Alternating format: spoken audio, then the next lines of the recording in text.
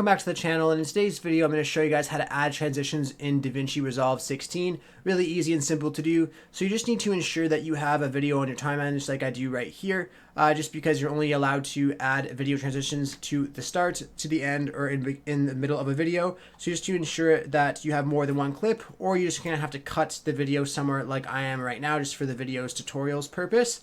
So I'll just cut it right here just for the tutorial, and then I'll show you guys how to add the transitions. So all you have to do is head over to the effects tab in your top bar here, and then under toolbox and video transitions, you'll see there is plenty of different options for you to use transitions on this software. So you're just gonna pick on one here. So I'll just click smooth cut. I'll click on it and drag it over, and then you just want to add it in between your two clips like I am there, where you see the cut is in the middle. And that's where I find the best results. You could also click on here and drag it to extend the cut and make it sharper in some certain spots if you decide to. I'm just going to leave it normal, and then we'll show you guys how it looks. So you just click a little above it and click on play.